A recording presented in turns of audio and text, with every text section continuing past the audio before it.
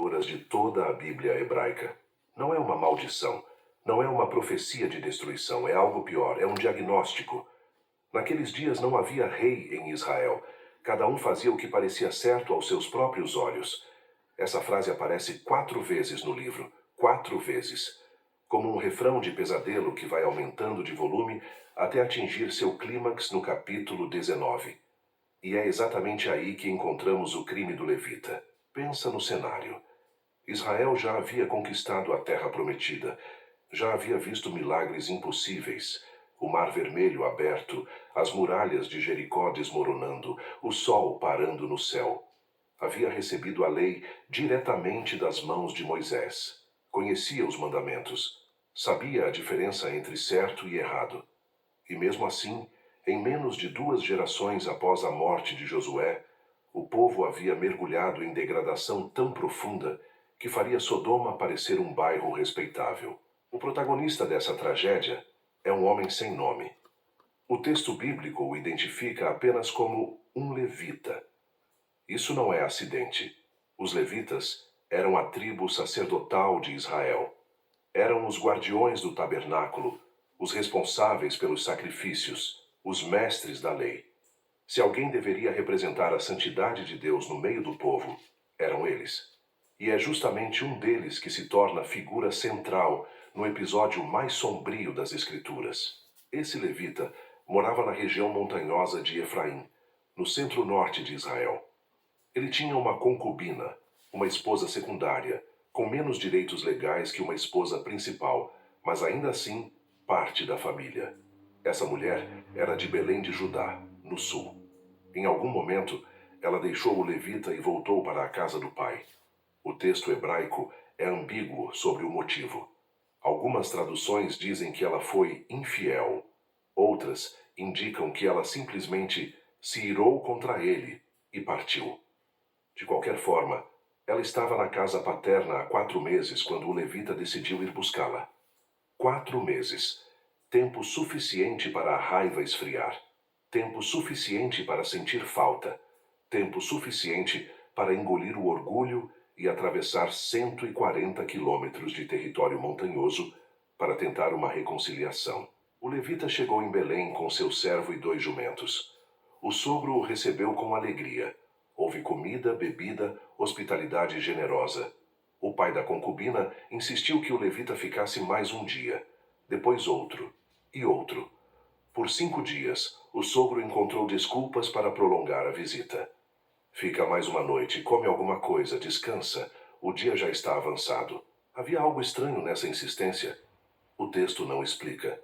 Mas no 5º dia, quando o sol já começava a descer, o levita finalmente decidiu partir.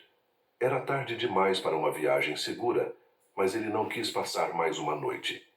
Essa decisão aparentemente trivial, sair algumas horas depois do ideal, desencadearia uma catástrofe. A comitiva seguiu viagem. O levita, a concubina, o servo e os 2 jumentos carregados de provisões. Quando passaram por Jebus, a cidade que mais tarde se tornaria Jerusalém, o servo sugeriu que parassem ali para pernoitar. Fazia sentido. O sol estava se pondo. Os muros da cidade ofereciam proteção, mas Jebus era território jebuseu. Ainda não havia sido conquistada por Israel, e o levita recusou. Não entraremos em cidade de estrangeiros onde não há filhos de Israel. Passaremos até Gibeá. Observa a ironia brutal que está sendo preparada. O levita rejeitou a hospitalidade de pagãos porque confiava mais em seus compatriotas israelitas. Ele acreditava que estaria mais seguro entre o povo de Deus. Acreditava que a aliança abraâmica garantiria proteção. Acreditava que descendentes de Jacó jamais fariam o que estrangeiros poderiam fazer. Ele estava tragicamente errado. Gibeá ficava a apenas 8 quilômetros ao norte de Jebus.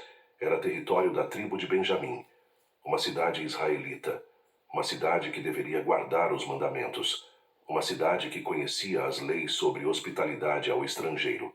O levita entrou em Gibeá ao pôr do sol e sentou-se na praça principal esperando que alguém o convidasse para pernoitar. Ninguém veio. Dimensiona isso. Na cultura do Antigo Oriente Médio, hospitalidade não era cortesia opcional. Era obrigação sagrada. Deixar um viajante desamparado na praça era vergonha para toda a comunidade. Significava que aquela cidade havia abandonado os valores mais básicos da civilização. O levita ficou ali, com sua concubina, seu servo e seus animais, enquanto os moradores de Gibeá passavam e ignoravam sua presença. Já era noite quando finalmente apareceu alguém. Um homem idoso que também não era de Gibeá. Era efraimita, da mesma região que o levita, apenas morando ali temporariamente. Ele viu a comitiva na praça e perguntou de onde vinham e para onde iam. O levita explicou a situação. Disse que tinha palha e forragem para os animais, pão e vinho para si e seus acompanhantes. Não precisava de nada além de um teto. O velho efraimita insistiu. Paz seja contigo. Tudo o que te faltar fica por minha conta. Só não passes a noite na praça. Considera a urgência dessa advertência. O homem não disse, seria desconfortável dormir ao relento. Ele disse, não passes a noite na praça. Como quem conhecia os perigos, como quem sabia o que acontecia em Gibeá depois que o sol se punha, como quem tinha motivos concretos para temer. O levita aceitou o convite. Entraram na casa, lavaram os pés, comeram e beberam. Estavam relaxando quando o pesadelo começou. Homens da cidade cercaram a casa. O texto os chama de filhos de Belial, literalmente filhos da inutilidade ou filhos da perversidade. Eram residentes de Gibeá, israelitas, descendentes de Benjamim, um dos 12 filhos de Jacó. E eles bateram na porta com uma exigência que ecoa diretamente o episódio de Sodoma em Gênesis 19. Traze para fora o homem que entrou em tua casa, para que o conheçamos. Conhecer no hebraico bíblico, yadá. O mesmo verbo usado quando Adão conheceu Eva e ela concebeu. Não era curiosidade social, era intenção de estupro coletivo. Homens israelitas queriam violentar sexualmente outro homem israelita.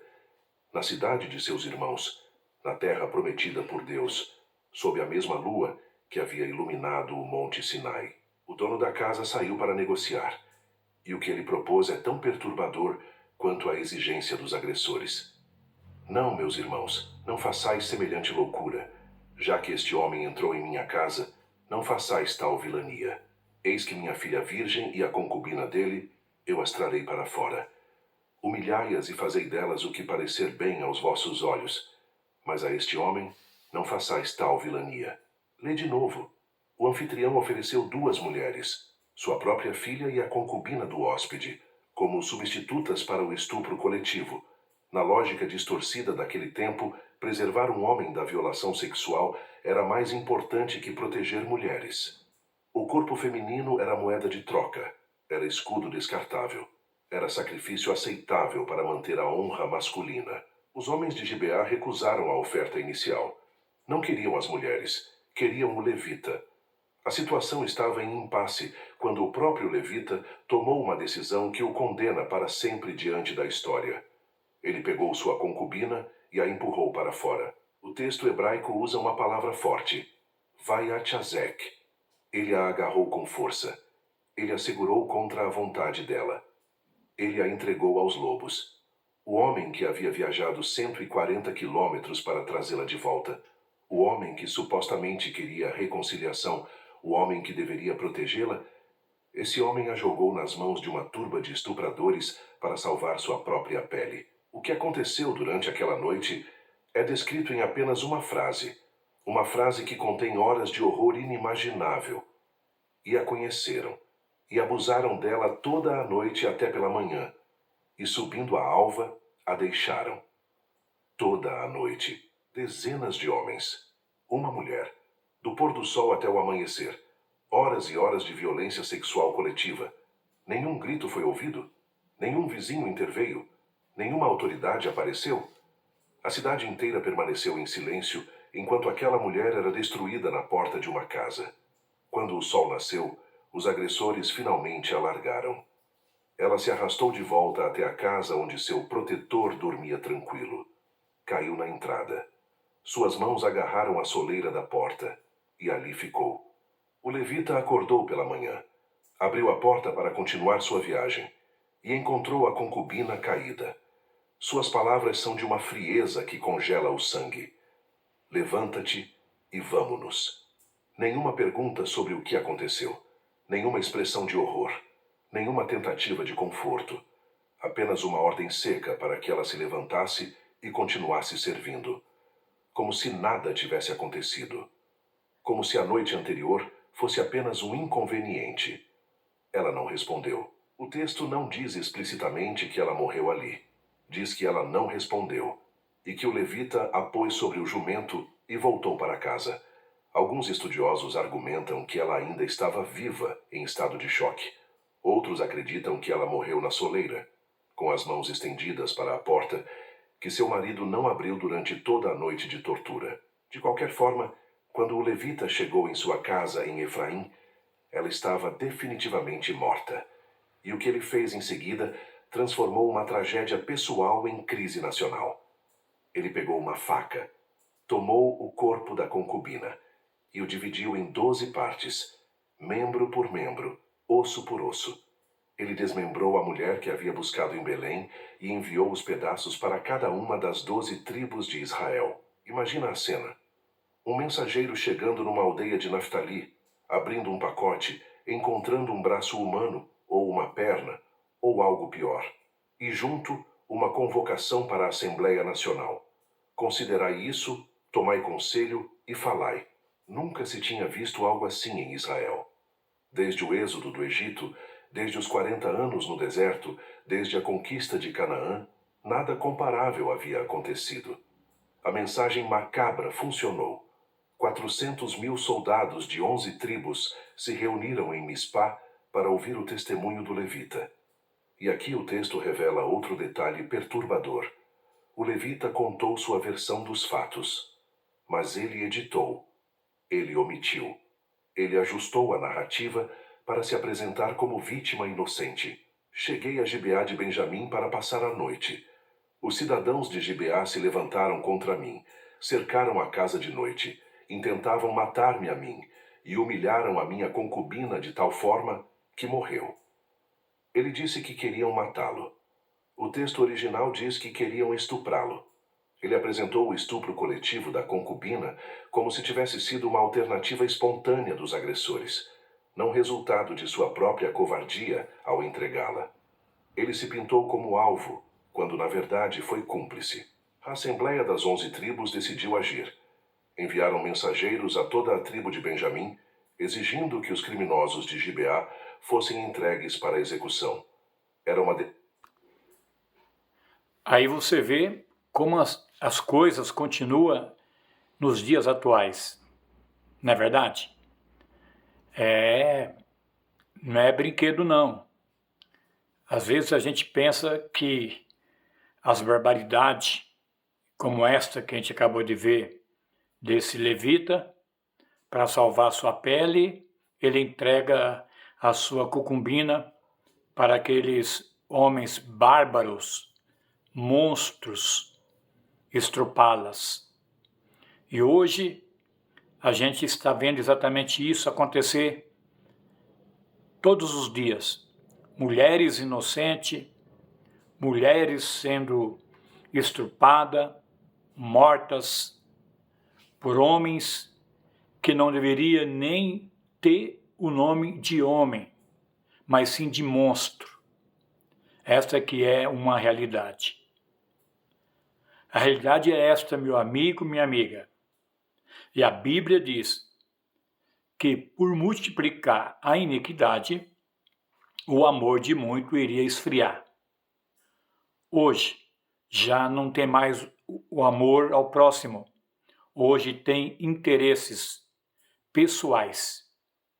Pessoas que são possuídas de espíritos malignos, pessoas egoístas que só pensam em si mesma e que querem livrar a sua própria pele e acaba entregando a ovelha para o lobo.